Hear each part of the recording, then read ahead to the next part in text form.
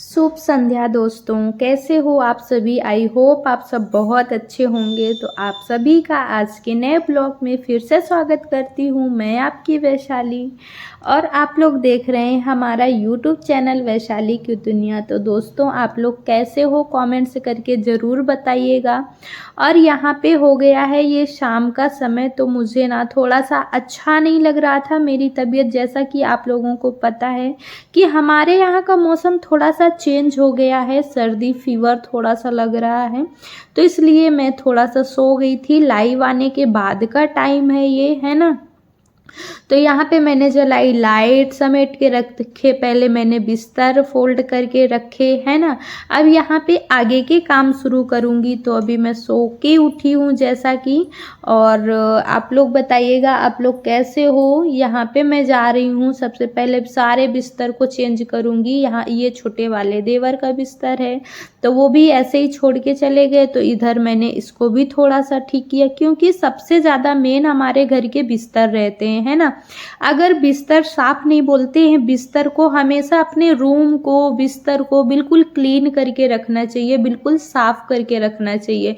बिस्तर गंदा कभी नहीं होना चाहिए, है ना। तो मुझे अच्छा भी नहीं लगता। यहाँ पे मैंने अपना मुंह धुला, क्योंकि मैं अभी अभी उठी हूँ।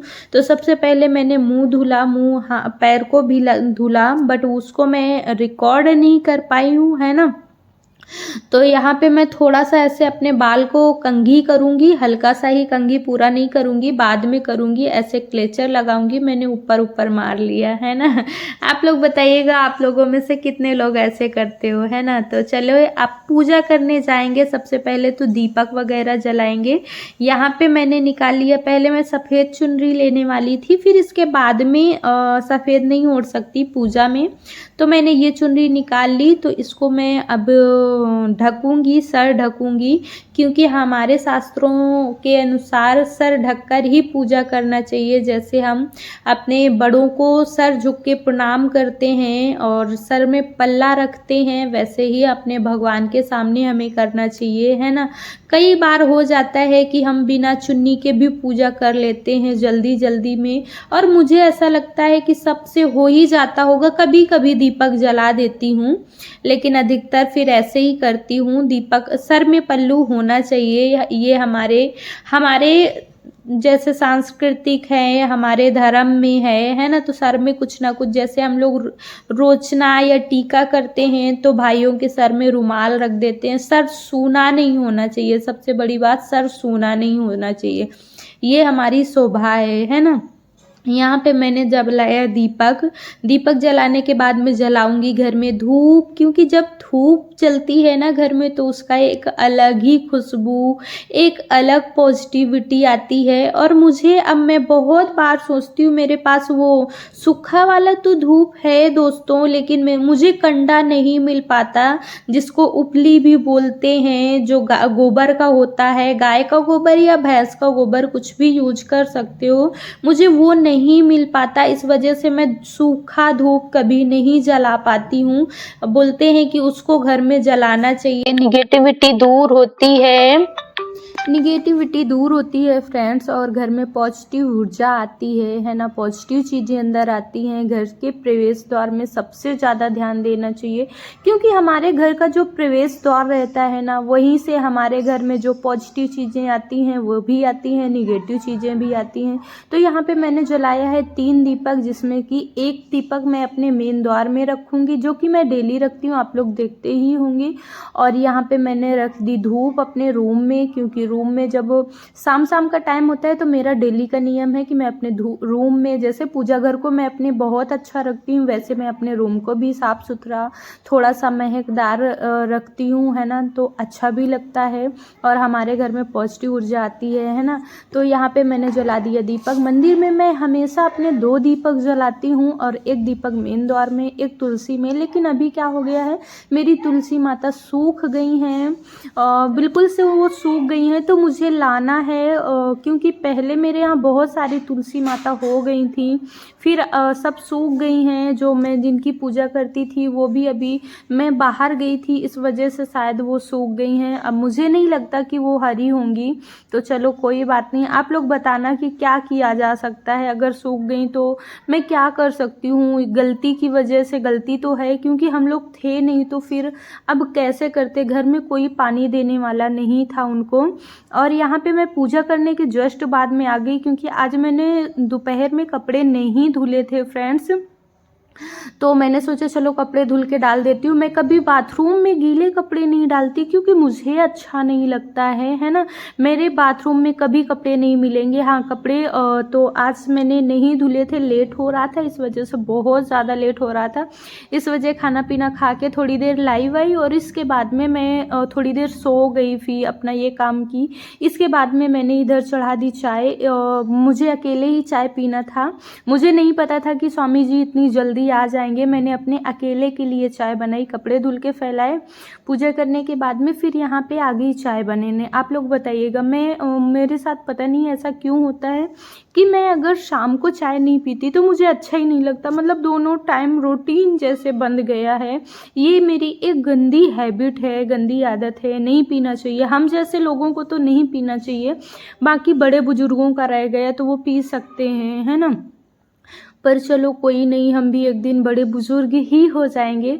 और यहाँ पे मैंने चाय चढ़ा दी, इसके बाद में बैठ गई पढ़ने। भाई हम अपने थोड़ा थोड़ा, अब मुझे ऐसा लगता है कि मैं पहले रिकॉर्ड नहीं करती थी, पढ़ती मैं पहले भी थी थोड़ी देर, बहुत देर में जैसे बुक अपना पढ़ लेती हूँ, कुछ भी कर लेती हूँ।